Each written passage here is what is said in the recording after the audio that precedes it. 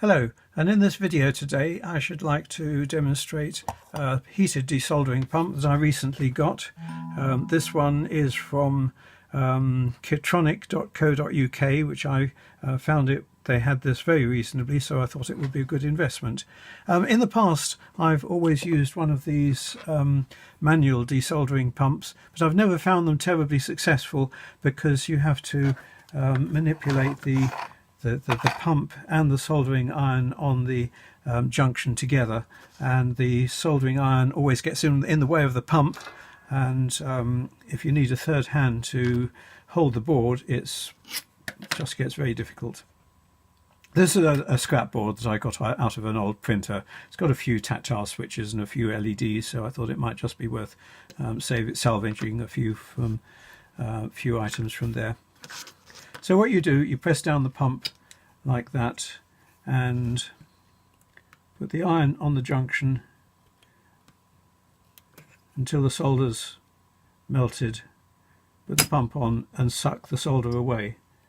Press the button down in order to empty the pump. Doesn't seem to be melting the solder terribly well. Let me clean the bit.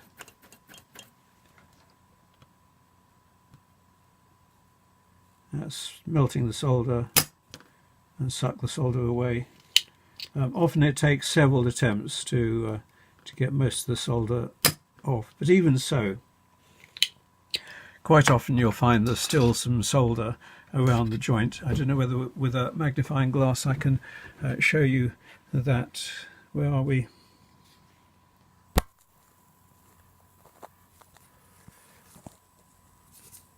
I've been practicing on this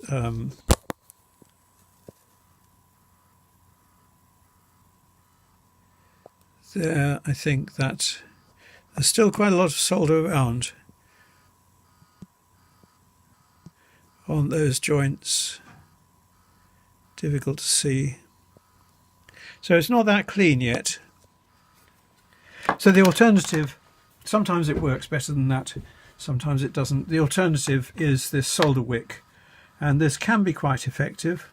If you splay it out, it's basically just copper braid. To work, it really needs some flux on it. So we put a little bit of flux from this flux pen onto the wick like that.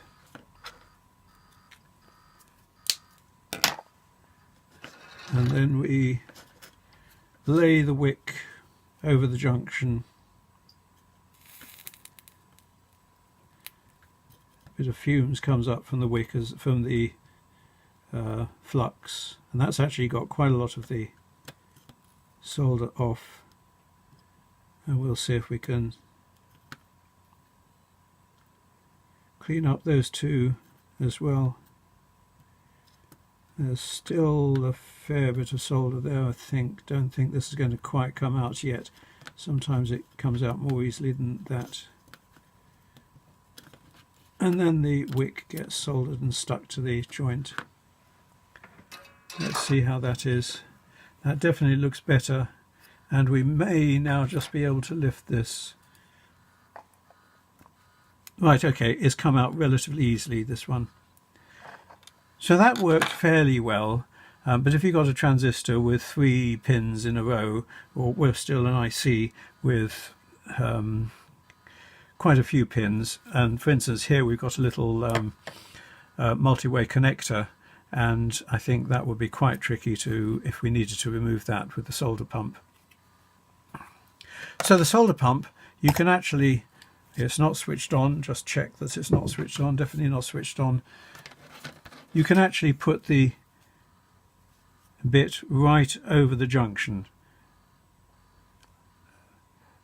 and when you press the button it sucks the solder off very much more effectively. Now, one snag that I did have with this, according to the instructions, you can remove the cylinder from the body in order to empty it, because when you press it down it doesn't actually push anything out of the bottom. Now, according to the instructions, you should be able to hold it like this and just pull it out like that, and I tried and tried and tried and just could not get it to budge. I even tried pushing it against the edge of the desk like that, and that didn't work either, and it slipped, and if I hadn't been careful I might have injured myself. Eventually, in desperation, I noticed there's a little indentation there, so I managed to get a screwdriver in there and lever it up a little bit. Then I noticed that in fact there's a little crack between the handle and the body of the cylinder there, and you can get a screwdriver in there and lever it up.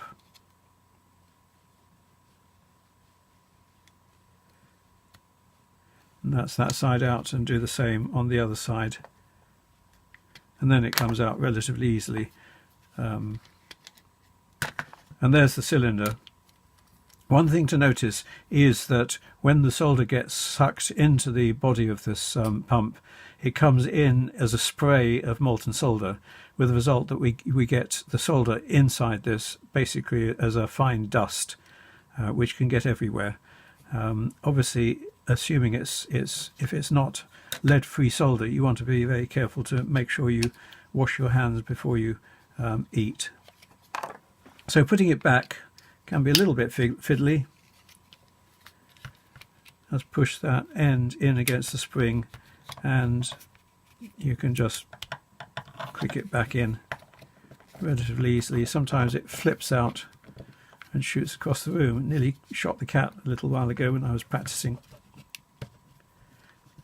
Right, okay, it's actually lodged in, and press it down and press it in like that, and that's it. Okay. There are a number of reviews of this. It's available from several different vendors, like on Amazon, and I had a look at the reviews before purchasing this, and they seem a little bit mixed. Some people seem to find that it's not terribly reliable, as it works quite well for a few times and then it fails.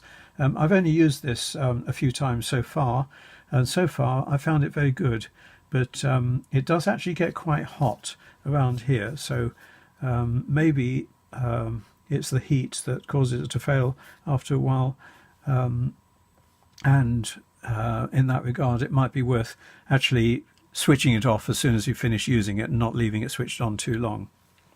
Okay, it does say that to leave it 10 minutes to warm up before using it, and it certainly will help if it's good and warm and fully up to temperature before you try using it. So I'll switch this video off and come back in 10 minutes and I'll demonstrate it actually working. Okay, see you in a few minutes. So here we are again. It should be pretty well heated up now, and let's see what we can do with one or two more components on this board. Okay, first of all press the knob down. I like to hold a soldering iron as close to there as possible, but you can't actually if you're going to press the button. In fact, that's getting quite hot just there, so I have to hold it as best I can. What should we try? Let's take those off, shall we?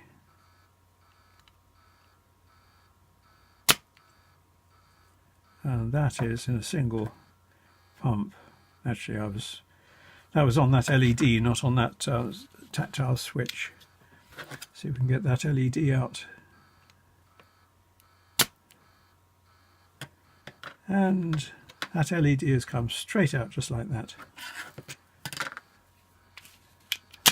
Let's try one of these tactile switches and hopefully that will be as successful.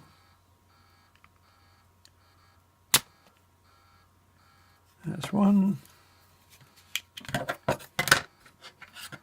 Which one are we doing that one, aren't we?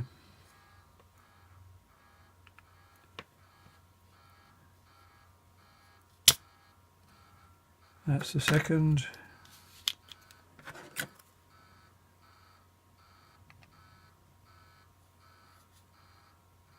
Third. Might be easy if I put it down. And the last one. And I think that is already fairly clean. Might even come straight out. There we are. Comes straight out. Now what's going to be more challenging is, for instance, this multi-way socket. Let's see what we can do with that, just out of interest. Not that I especially want to salvage that socket, but here's a good example, something to try.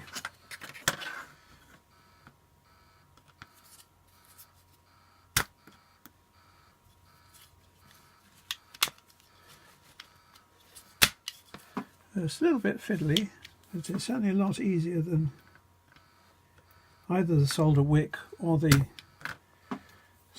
manual solder sucker.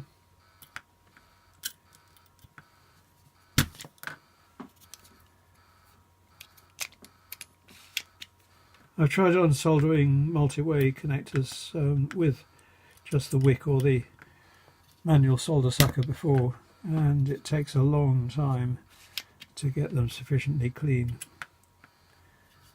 This is actually quite a fine pitch.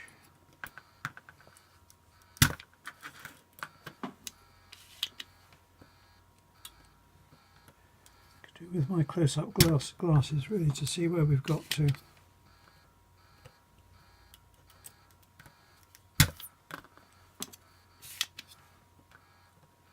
Don't think I've done that one.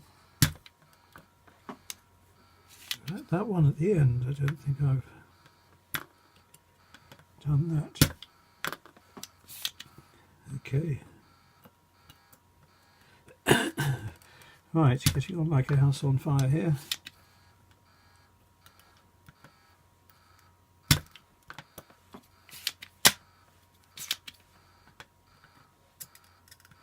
Right, we're over halfway.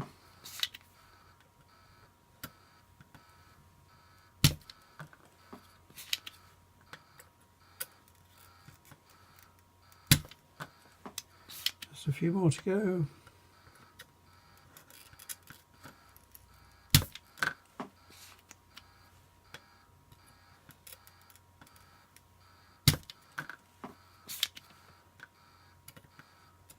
That's the end one on this row. 2 or 3 on the other row.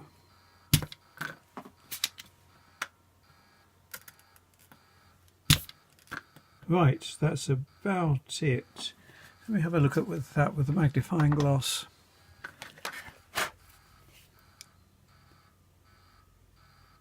Yes, the fuse still got a little bit of solder. There's end 2. I wonder if I can show you that.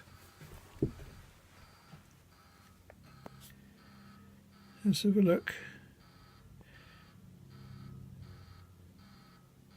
Don't know whether you can see it. On the bottom row, the second one from the end, and the second and third one from the end have still got a bit of solder on. See what we can do with those, and then hopefully this might come out relatively easily. Certainly a lot more easily and a lot quicker than the old-fashioned method. That's a lot better, that one. And this one. I think I'll tidy up that one as well. Right, let's see what's doing now. That's definitely lifting,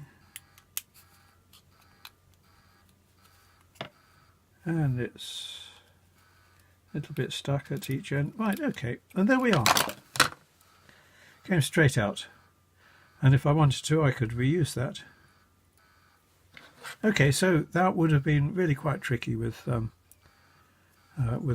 conventional pump and the wick. Okay, so I think provided it carries on working and the element doesn't go, I'd give this, oh, I don't know, 8, 9 out of 10. We'll see how it goes though. I'm going to unplug it because I don't want it to be left on any longer than necessary, because that might be what causes early failures. If it does fail, then there's some screws there. They're actually tri-wing screws, so you'll need a special screwdriver to undo them, and then hopefully it might be possible to get the element out Not sure what those screws that they hold. They probably hold the element. The tip, I think maybe you can get replacement tips. Not quite sure why you'd need to, but with a pair of pliers that just screws on. Where are my pliers? These aren't the ideal pliers, but you can just unscrew that quite easily if you need to clean it out. And a couple of screws down there underneath the handle, which I think release the cable grip. So it might be repairable if the element does go. Wait and see.